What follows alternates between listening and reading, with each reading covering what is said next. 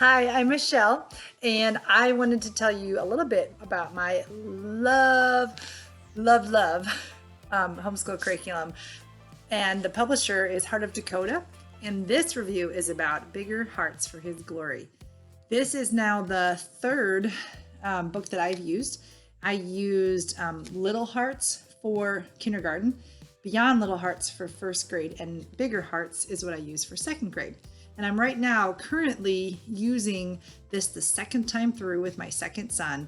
And it's amazing how when you've done it, when you're going through it the second time, you just start to see how much more you like it, even more than you ever could have thought.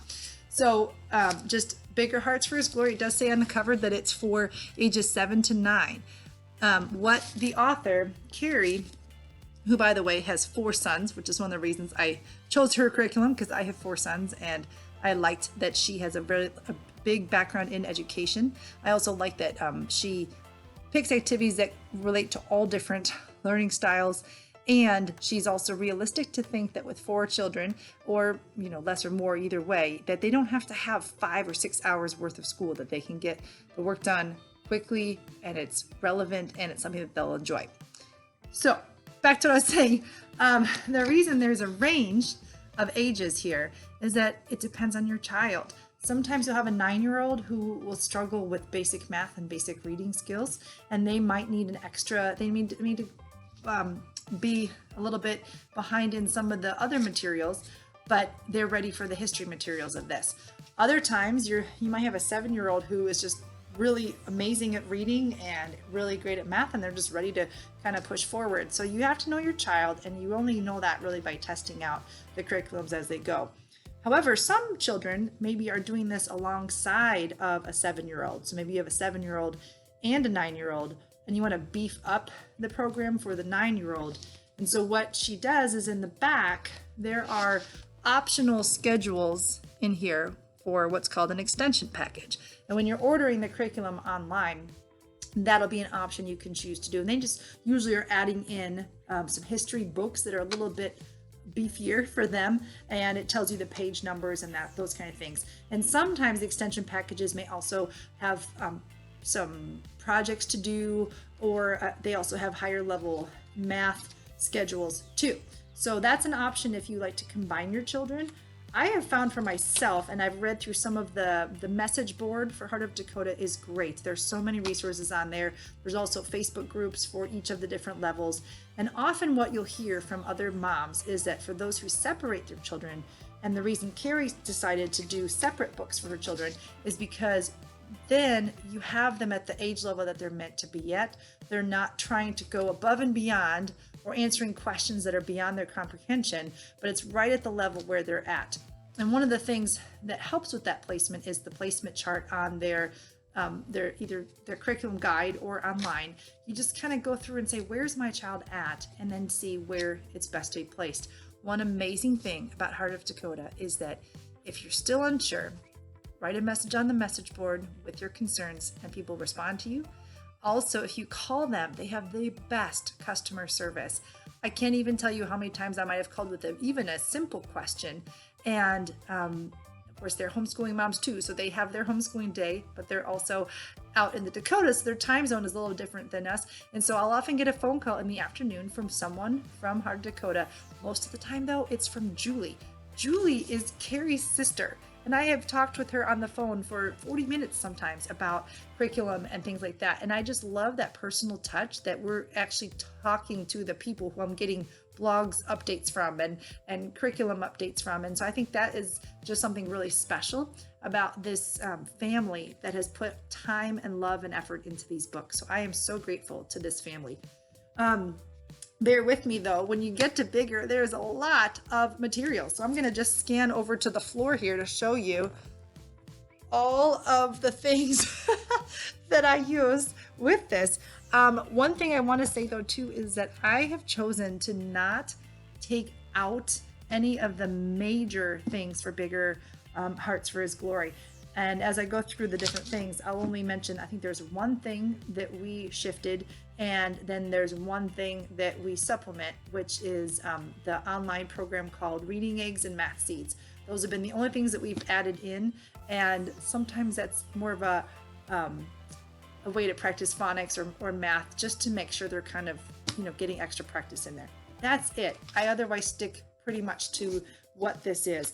Now, what's great about these curriculum guides is in the beginning, it gives you, the basics of what's going on, and as just to kind of introduce it to you. So if you're a first timer, you're going to want to read through these. Often in the beginning guide instructions and components and things like that, it'll tell you any materials that you need to purchase beyond what you've bought off of their website. So for example, one of the things that they will be doing this year is vocabulary. And so you need to have a box like this, or at least I chose to do a box like this with, alphabetical dividers in it. And what's cute is whenever they do a vocabulary word, they go through a step-by-step process, and my son's handwriting is not great, so just bear with him for a second. But let's see if I can find one that's good. So they will have a word, and they'll have to look it up in the dictionary, so they're practicing alphabetizing. And they're also having to write down the definition and draw a picture of it. But then what I love is at the end, after they've done all this, then you say to them, okay, now can you use it in a sentence? And that makes them think, beyond that as well. Also, they're in the process, she has them guess what it means based in the context, which again, all of those skills are good to use. So sometimes you will need an additional thing, obviously note cards and a box like this. And then other times you might just need to have some kind of a notebook that you will then go through and purchase. But really, out of all the curriculums that I've seen out there, this is a very affordable curriculum. And if you have multiple children, you're using them each time. So I might have paid one big number for when my first son went through, but when I'm coming through with my second son, I'm only purchasing workbooks and materials like this for the second time. So maybe under $50 the second time through versus having to continually add on a bunch of costs. So we'll get to those things in a little bit here. But so as you get to the actual days, this is another thing that I love about Heart of Dakota. It's all on one page. Again, unless you do those extension packages, which would you'd have to go to the back. But what happens is every day you are given a 2-page spread that shows you what you need to do. Now, this is great for when you may have multiple children, because you might have one book per kid and it's all spread out on one page. That's why I've got these post-it notes, is because they keep me in track and let me know what's going on. So each day of the unit, or at the top, it'll always tell you the topic for that week. So this week says Columbus discovers America. And so as you go through everything that's on the left side of the booklet, this is going to be your history. You're learning through history. Almost everything that's on this page will relate to the history, and they're connected by these key ideas throughout the page. So let me walk you through just what would happen on this side of the page. So you'll get a history reading. Let me show you the history book readings. This is where some people might decide that they want to complain a little bit because they want more modern readings for the history. What I found with my sons is that they love history, and they love characters, and they love stories, and they often like war stories. So for them, the history has been really a positive thing. They don't mind listening to a story being told to them, and they can usually answer questions pretty well. There are other children who may have a hard time listening, and they may need to have some practice learning how to sit and listen and retell and answer questions. So again, based on your child, you can see what you need to do. So one of the books we use for history this year is called Journeys in Time. Most of these are more factual, date-based, but it takes a journey through some map. And so often you'll be reading through the story, and then there's a map which you end up then recreating in a notebook. So every 5th day of history, you are doing some kind of a notebook. Now again, my son's handwriting he's growing in his. I do think that Carrie has since come out with a bigger Hearts for His notebook, like student notebook. And For those people who use it, they can comment on that. I do not, because I like giving them a chance to kind of have a free big space, especially for, I mean, I've helped him do a lot of the writing on this page because I knew he wouldn't be able to do it. But as he goes throughout the year, I want him to practice drawing maps, to practice writing his words. And sometimes you just say, okay, I'll write this page for you. So it's a lot. He might be overwhelmed. But other times, he might be the one who does all the art. And then other times I go, good luck. And he just does the best he can. So I've just learned with him to let him do what he wants to do. And the goal is that by the time he gets through the end of this book, his handwriting will become neater, smaller, more precise, and he won't protest as much. And I will say that with my oldest child, I found that to be true. By the time we got to the end of the year, I was amazed at what I was finding in his notebooks. I mean, it's like a treasure thing that he gets to keep now that's special to him. So that is what that is. And then there's 2 books by Edward Eggleston. Now, these are older books. And these are the ones that your children may have some difficulty with because of the fact that it is some older stories, older writing. But again, they're stories that you can listen to. They're short stories. Again, and I've said this about the other history books in the other series, is that you as the parent need to decide what vocabulary works for you. Pre-read the words, and if you're, for example, if you don't like that they call them Indians, you may call them Native Americans. Or if you read through and you're like, this is kind of a little too stereotypical, well, just reformulate the words in your mind before you read and change as you read them. The history is meant to be read out loud to your child. They don't have to sit on your lap and read it. They can just listen while you're doing something else. So if you add in a word or take out a word and make it more suitable to their understanding, that's fine. The goal is that they're reading and that they're comprehending and that they're listening. So as you read through these books, you just need to make that decision for yourself. Also, at some point towards the end of the year, we also read through The Wright Brothers and Their Sister, which was a great book to kind of get into some characters in the lens of history and learn from them. So this was a really great resource that I really enjoyed. So the history sets up that day, and then down the second box, you'll have a choice of activities. So one day it's art. My son loves doing art, and I'll show you some examples here in just a second. So it's either art, geography. Often I use a globe for that I found at like Goodwill or something. So a globe or a map. You want to have some good maps for that. And again, they're learning a lot of the basic geography terms. So they're learning about longitude, latitude, equator, the zones, those kind of things. Then there's the vocabulary activity. This is when they're doing the lead through activity with the note cards. There is a history activity, and sometimes this is more of like we read a story about the continents, so we're going to now create the continents using note cards.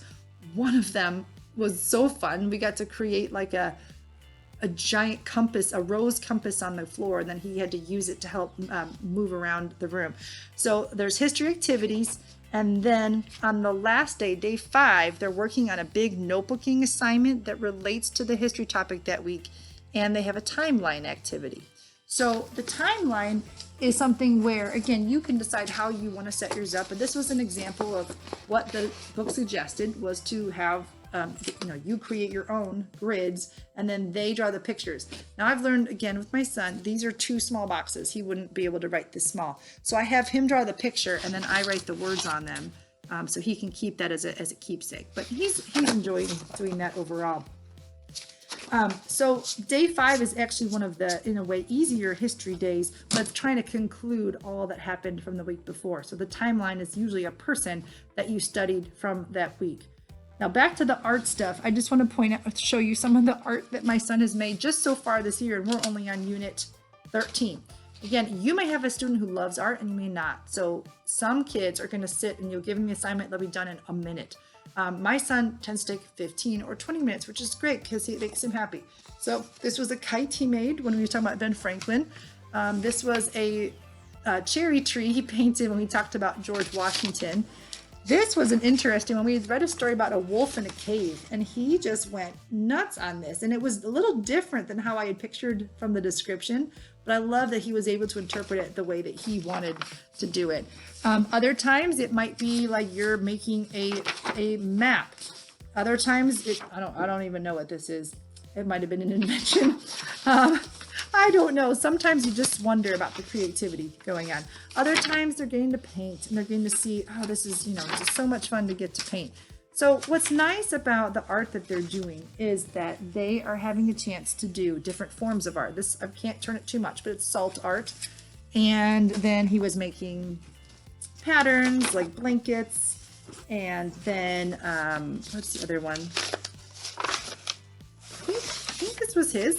Maybe it wasn't. I think so. I don't remember anymore. So there's lots of different things that they're doing, but what's neat is that for him, he loves that part of the art thing, whereas other people don't really. Okay, so that's kind of the history boxes and that relate to that. Now, what's also cool is that there's a poetry section. Now, don't freak out because poetry can be understood by kids, but a lot of it's just getting the rhythm of it. So the poetry is a section where you do actually have to go to the back of the book, and there'll be a poem that has a title and author, and at the bottom there's some terms if they're not sure what they mean. And what's neat is that you get to read it with them, and every day there's a different activity to practice it. So the first day is usually just read it, look for unfamiliar words. Great. The next day, you are going to probably be given some discussion questions about it. What do you think is going on in here? And what does this mean? And there's no always a right or wrong answer either.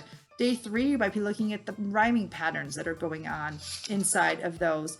And then in day 4, you might be looking at a specific vocabulary term related to poetry. So stanzas, couplets, alliteration, personification, those kind of words. And then day 5, basically it's a chance to kind of review the ones they do. My second son, who I've learned likes the drama of things, I have him act out one of the poems, and so he likes to read it in a British, Australian, some kind of accent, and he has fun with that. So poetry is a simple just way to kind of get them into something good. Now, what I love, we've noticed this again this year, is that every single poem we pick, there's one each week, relates somehow or another to the history reading. So for a while, we were in stories of explorers. And every time we were in stories of explorers, we were reading poems about being on the sea or during storms at the sea or being on a boat at sea. And I love that there was that small connection. Some people might not even notice it, but I was like, that's really cool. That was really cool. Then every week there's also a Bible study section. And most of the time they're going to get a verse, a character quality, a verse and a character quality to study for that week. Again, every time it has to do with the stories that we're reading in history. So, for example, by the way, this on the Facebook websites for each curriculum, there often are moms who are amazing and have made some extra files. So this was an example of something that I printed off. These were each of the Bible verses for the year, and it has the character quality up at the top. And then I just, used a little key ring on it. So this helps me keep in track, but also when he needs to practice it, I just hand it to him and I say, okay, good luck. But what's neat is, like, for example, this is self-control.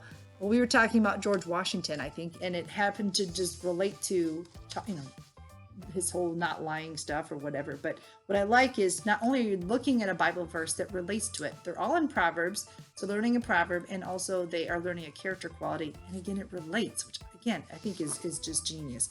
Every day, 1, 2, 3, and 4, you will be reading the words or reading the verse, asking questions, discussing it. But there's also going to be some kind of physical activity to practice it. So for example, it might be like, okay, say it and then do 12 jumping jacks, say it again, do 12 jumping jacks to get them moving as they say them. Sometimes they're really great and easy ones, and sometimes they're sit-ups. And my son is like, sit-ups should never have been invented. Like, he hates them, but I make him do it because it's a good practice anyway. Again, what's neat is that there's always a key idea at the bottom. So again, even the Bible verse, they'll relate it to history. So for example, in the week that we learned persistence, the key idea says Columbus persisted in his dream to find a new way to Asia. He had many disappointments and long years of waiting before Queen Isabella of Spain finally agreed to pay for his journey. Columbus didn't give up. Just an example of how it's connected. And then the last thing that's on this left side of the page is a hymn. Now, the genius of this all is that the hymns may not be what your kids are singing at church. I know our church doesn't really do hymns, but these are very solid classic hymns that you will have heard almost every one of them. What's also awesome is every hymn usually relates somehow to a topic that you're talking about. We were touching on slavery not that long ago. We've been singing Amazing Grace, and so being able to connect the song Amazing Grace to the concept of slavery and freedom and that kind of stuff. So what's nice is that they have a CD that comes with it, but there's always at the beginning of the hymn, there's a day where you get to read a little bit about the person who wrote the hymn, and it's written in a way that everyone will appreciate. So Bobby Walgamuth and Johnny Erickson Tada both have a little writing about it. Then you get the hymn, and it has some verses at the end. So my son's really enjoyed getting to do the hymns because he likes to perform them. So he goes and practices them. And so that's kind of the history side. Again, all of this relates to each other. On this side of the page, this is where you're getting into your not your 3 R's, but basically this is your math and science and the cursive and all those kind of things. So let's start with the language arts box. Again, depending on the day, they're going to have a couple choices. Every day they're going to practice handwriting. Now, again, they give you some options in the brochure where you can pick. I chose to do cheerful cursive because it's simple and it's pretty quick most of all. So they're just getting practice. Again, we're working really hard on it. It takes a while, but you're getting some days where you get some practice of a letter, and they don't always get it right away. It's going to take some time. And often what will happen is after I've learned, okay, let me give him some stars to show him what he's doing right. But then a couple of times he's not quite getting it. So we've had to practice some more, but it goes through each letter. You just do one at a time. So it's nice and simple. Also, every day you're going to have a grammar. And so this is where you're going to want to have an additional little, spiral notebook or something. But we use the Rod and Staff Preparing to Build. Again, super simple. So you're going to get to have an introduction of some kind of a topic.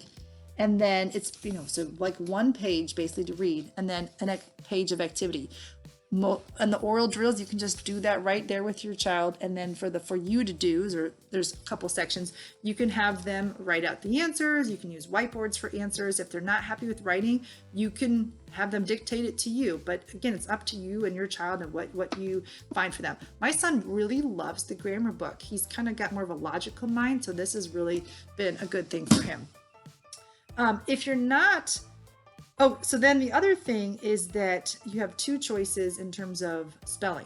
So you can do a spelling that was introduced in the previous curriculum, or you can choose to do dictation. Now this is the first year dictation is being taught. So what I just did is get a spiral notebook, and in the back of the book, there are these dictation passages.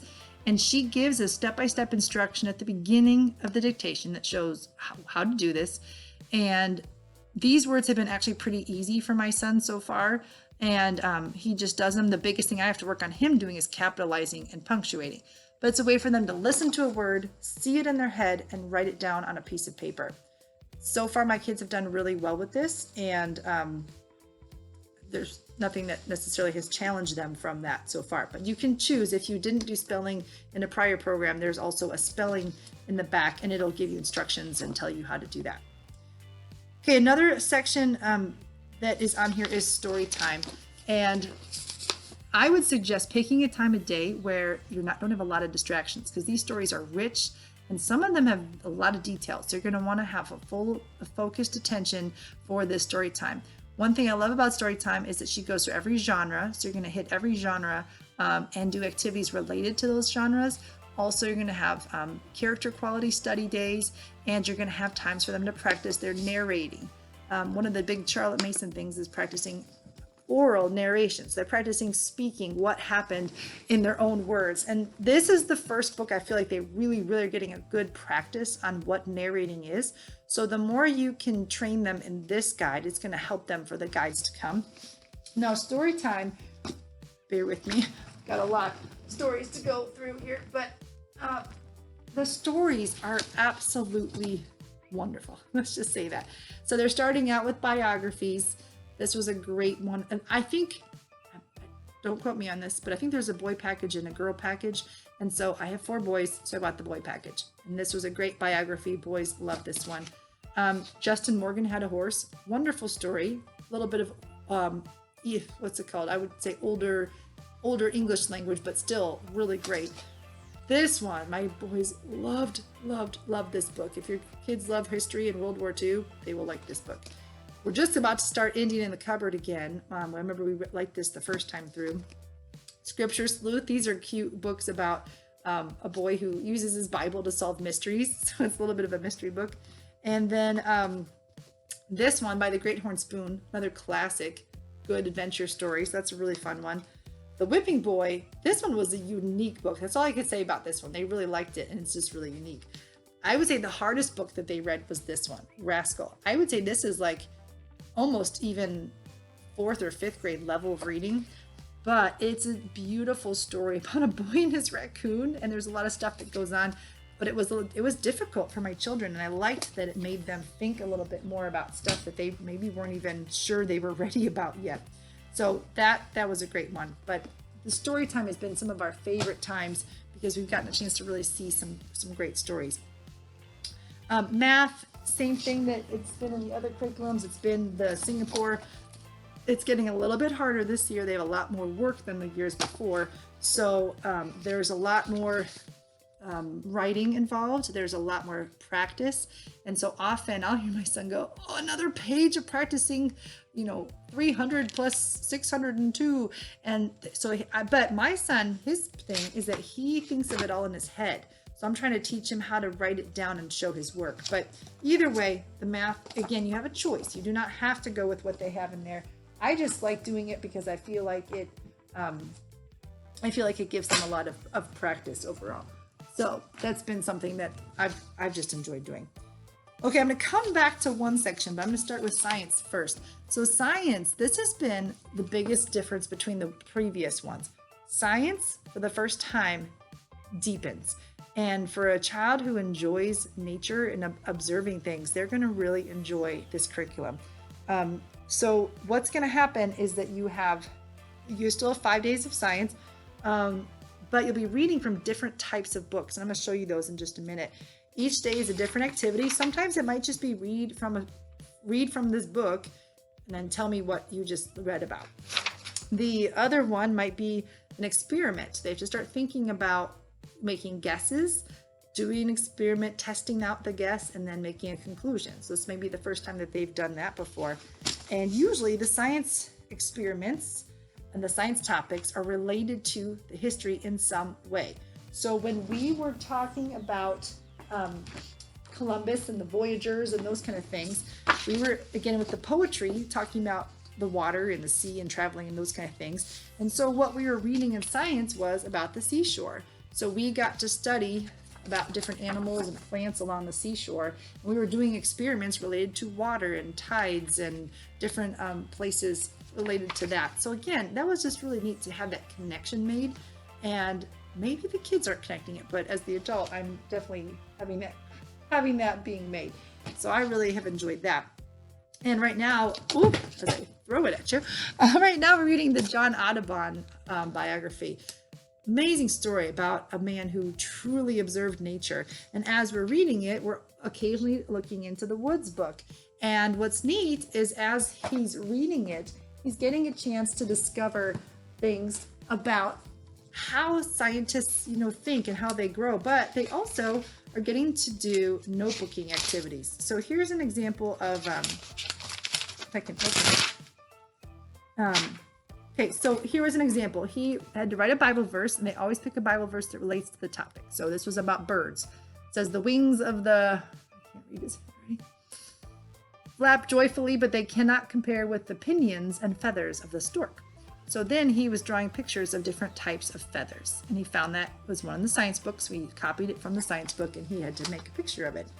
Then, let's see, there's another one that was kind of cool. The other thing they do is when they do their experiments, what happens, and again, you can choose how you do this, but there's a question. So I just usually write down a question. What is a food chain? And that's in your book. It tells you what to do. Then you write the word guess, and they have to make a guess. Sometimes they're totally going to guess it, and you're going to be like, way to go. Other times they'll have no idea, so just guide them as to how to do that. And then there's a procedure. This is when you and your child are doing the experiment together, and you're teaching them, okay, we just did this. Now let's put that into picture form, and you can help them write stuff. That's totally fine. And after you're done, then you get to decide a conclusion together. So you might decide with them, hey, you guessed it right. So your conclusion was right. And that's what you would have them write down on their paper. So they're doing a science experiment. They're doing observations. They're doing notebook assignments. And they're reading some quality literature. So we get to do a lot of these one small square books. What's interesting is like I'm not a really big nonfiction person. So I would think that this might get boring to some people, but the pictures are beautiful. And all my children have really enjoyed reading these on their own. So that's been a good one for them. This is another one. By the end of the year, we get into more of the pioneers. And so this has been a great book because, I don't know, I remember picking this up at the library years before and loving this. It reminds me of Little House on the Prairie a little bit, where it's a story, but then after the story, it goes into more details of what types of things were happening in those places. So it might tell you about early math. It might tell you about some games they played. It might even give you a recipe to try. So that was a neat science book. We also did Science in Colonial America, and at some point we're going to read about Thomas Edison. Again, rich stories, really, really helpful about some scientists that they're going to understand a little bit more about how science works. So that is all of the main curriculum stuff, but this is where you get another choice for the last section. The last section is called Reading Choices. And you get to choose between emerging readers. This is what I did last year for my son because he was ready to read out loud and read to himself last year. So we did that last year. But if your child is just beginning to read out loud, they're going to want to do the emerging readers, and the schedule is in the back of the book, and they can follow along with that. The other option is to do Drawn into the Heart of Reading, level 2 and 3. Now, level 2 and 3 has been perfect for my son and my other son when he was ready to do it. It's been great. So give me a second to get all of my stuff. So this is the curriculum book for the Drawn into the Heart of Reading. So you will have to purchase this in addition to the other one, but you use this textbook throughout the entire time. So which is great because you'll have to pay for it once. So it's levels 2 to 8 in this one book. So what happens is then you're going to get to pick what kind of genre you want to go with. In the book, it'll tell you which days to do it. And then if you want to go in order from here to here, go for it. But if you're like, you know what, I'm kind of interested, I want to start with mysteries, then you can start with that. What'll happen is whatever genre you pick, you'll go to that section and it will start with some introduction stuff. And the first day of this, you usually are doing some kind of a really fun game to get them to practice understanding it. So for example, folktale, there it gives you some ideas of what a folktale is. It also tells you what the story elements you'll be looking at. And then it also gives you some examples of different types of folktales. Now, with this, it's going to give you 15 days of instruction. So you're going to actually go through the textbook each day, and it'll tell you what you're doing on that day, which I love because it gives you very specific things. It'll even give you a script for some of the days as well. Some days, if you have children using this, if you have multiple children using this guide, it's going to give you an all-together level activity to do, which is nice because then you can assign each kid their own book, but they will be doing that activity together. Other days, it'll be leveled. So like on this day, my one son would be doing this part of the activity, and my other son would be doing this part. So this is a great teacher's guide to get you into discussing literature. And then the students have this. This is what's going to give them some of their worksheets and things like this. So most of them have been really easy ones to do. Not easy, but just it gives them a good practice. So I will suggest if you have a person who doesn't like to write like my son, in the beginning of the year, you offer to help them write. You have them speak to you. Or other suggestions have been they dictate to you while you write on a whiteboard, and then they can copy the whiteboard. So they're not feeling as intimidated by that. So those are the two you're going to need for sure. And then there's also at the end, after day 15, you get to choose a project that your child will do to complete this genre. And this was one of the books I chose to buy. She had it on there. And each of these, she'll tell you like which one you're using, but then it'll give you an introduction of how to do a project. It gives you steps that they take, activities that they do. And then at the end, there's also like a little rubric that you can grade them. I always have Principal Dad decide to be the one who grades them. So this has been a great thing to do. All of that being said, you have to choose a package of books, and that's probably the hardest thing of all. Again, I have boys, so I'm picking usually the boy curriculum, but for each genre, they fit different things. So there's a humor genre, adventure, there's the adventure one. I haven't read all these ones again this year, so I'm guessing historical fiction, probably historical fiction, folktale, oh man, I don't remember the genres of each of these ones, but they're a great group of books. And what's neat about these ones is they read these themselves. You get to create how many days they're doing it, what pages they read, but they're reading all of these themselves. And look at this giant pile. I mean, this is a big pile of books, but they like them. And if you don't like some of the books in the list, she gives you alternatives as well. So one thing I love about what the Austins do is that they are truly thinking about busy parents. And they're trying to take the guesswork out of everything so that you can make your day efficient, you can make it fun, and adjust to your child. You don't necessarily have to take things out that aren't going to fit, because most of the things have been thought out very well. The only thing that I have taken out was there was a tiny, like this big devotional. I think it was called Little Pillows or something like that. And I tried it with my first son, and I just found that the language was a little bit not understandable to him. We don't really read the King James Bible, and we also don't know a lot of hymns. And so for us, it became almost just too old-fashioned, which for some people that would work great. So I already had some devotionals laying around the house, and I would just, when we got to the section in the book where we read a devotional, I would just open up my devotional and read that. But that's the only thing that I've chosen to take out of the curriculum, but everything else I've honestly loved. And in terms of adding in, like I said before, I only add in math seeds once a week and reading eggs once a week, just to get extra practice with reading and math. But overall, this is an amazing curriculum, and you will see so much growth from the beginning of the year to the end of the year. So if you've listened this whole video, just know that you will really enjoy this curriculum, and I look forward to hearing your stories as well too. Thank you.